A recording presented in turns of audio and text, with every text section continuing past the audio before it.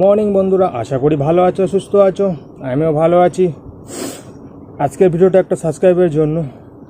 সীমান্ত সরকার অ্যাকচুয়ালি সে আমাকে বলেছিল, কমেন্টে বলেছিল যে দুদিন আগে যে ফিস্টুলাটা কী, দাদা ফিস্টুলাটা কি একটু জানাবে। তো সেটা নিয়ে আজকে ভিডিওটা।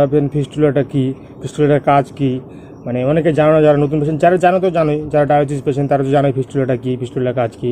বা যারা জানে না, নতুন পেশেন্ট বা নতুন জানার ইচ্ছে তাদের জন্য আজকে ভিডিওটা। ফিস্টুলাটা কী, ফিস্টুলাটা হলো হাতে একটা মানে ডায়ালিসিস করার মেশিন বলতে পারো এক কথায়, যে ওটার মাধ্যমে হাতে ডায়ালিসিস করা যাবে। হাতে ধমনী আর শিরার সাথে অ্যাডজাস্ট করে একটা তৈরি করবে, মানে ওটাতে ডায়ালিসিস হবে। নাচে তো তোমার গলায় দিয়ে ডায়ালিসিস হয় টেম্পোরারি, এটা 1 মাস থেকে 1.5 মাস থাকে। আমারও ছিল গলায়, চ্যানেল দেখতে পারো। আমি যখন আমার শুরু হয়েছে প্রথম গলায় হয়েছিল আমার। অনেকের পায়ে হয়, অনেকের গলায় হয়, অনেকের মানে হয় একটা বুকের মধ্যেও হয় একটা, ওটা 1 বছর 1.5 বছর মধ্যে থাকে। ওটাকে বলে বুকের মধ্যেও হয়, ওটা 1-1.5 বছর থাকে। ওটা বুকে করে অনেকে। আর হাতে করলে পার্মানেন্ট, সারা জীবনের জন্য হাতে করলে। ওটা করলে সুবিধা ডায়ালিসিস, কারণ 2 দিন পর ডায়ালিসিস করতে হবে, বুঝতেই পারো। আর এটা তো 1 মাস 1.5 মাস থাকবে কলারটা, তার বেশি থাকবে না। বুকেরটা করলে তোমার 1 বছরের মতো থাকে, 1 থেকে 1.5 বছর। ইনফেকশন হওয়ার চান্স থাকে ওইভাবে থাকলে। বাট হাতেরটা করলে কোনো ভয় নেই, বিন্দাস। তুমি নর্মাল লাইফ যেভাবে চলবে সেভাবে চলতে পারবে, কোনো ভয় নেই, বিন্দাস।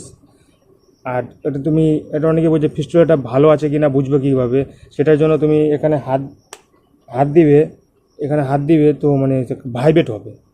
এখন এই যে আমি হাত দিচ্ছি, যে এখানে যে আমার অপারেশনটা অনেকে ছোটো কাটে, অনেকে একটু বড় কাটে, দেখতে পাবে তোমরা। ক্যামেরাটা ঘোরাচ্ছি, এই দেখতে পাবো, এই এখানে ভাইব্রেট হবে এইরকম। আর ভিডিও দেখতে হবে, তখন তো আমার ভিডিও করার ছিল না, যে মানে যখন আমার অপারেশন তখন তো আমার মেন্টালিটি আলাদা ছিল, মানে এই বছর এই কিডনি রোগটা হয়েছে তার জন্য মানে করিনি।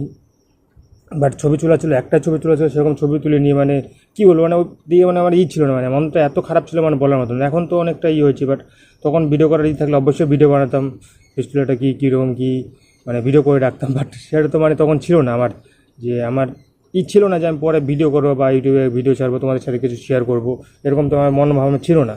তখন তো মনই ভেঙে গেছে যে আমার এরকম রোগ হয়েছে, আমি কীভাবে চলবো, কী করবো, মানে তাই। বাট ধীরে ধীরে সবটা ঠিক হয়ে গেছে, এখন নর্মাল মতো চলতেছি ফিরতেছি নর্মাল, যে আমি বুঝে গেছি যে এখন এইভাবেই আমাকে চলতে হবে। এখন যদি ট্রান্সপ্লান্টটা হয়ে যায় তাহলে তো বেঁচে যাই। আশা করি সামনের লিস্টে যে নাম আসবে এই মাসে, সেই লিস্টে আমার নাম আসবে, কারণ আমার সব কাগজপত্র কমপ্লিট, মানে পুলিশ ভেরিফিকেশন হয়ে গেছে সব। ডোনারের যে পুলিশ ভেরিফিকেশন হয়, ডিআইবি ভেরিফিকেশন বা বিডিও ভেরিফিকেশন সব কিছু হয়ে গেছে।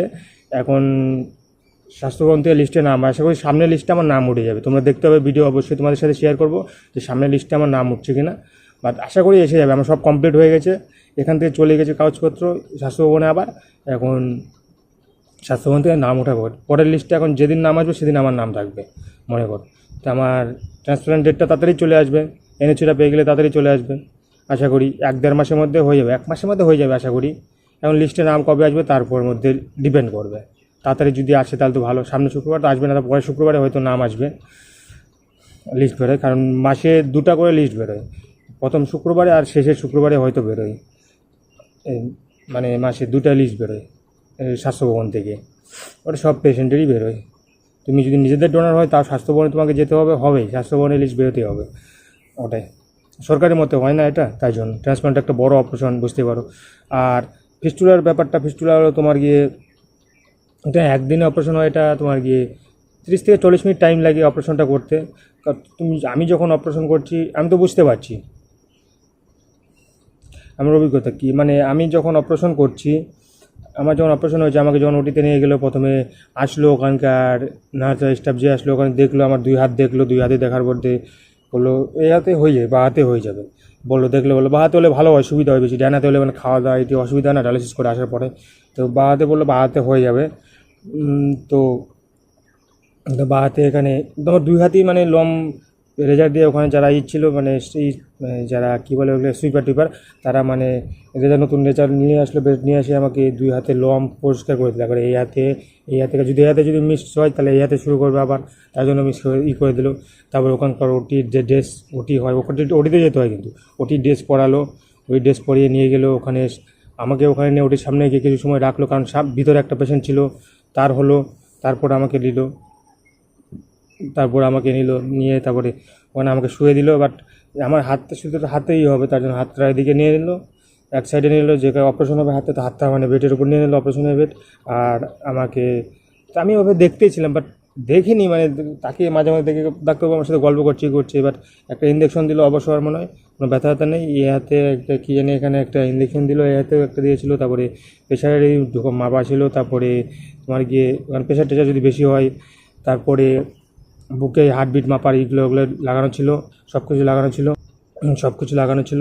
তা আমি, কারণ হাতটা তো অবশ্যই ব্যথা নেই কোনো, বাট কাজটা আমি বুঝতেছি, মানে কী জানি করতেছে, মানে আমি বুঝতেছি।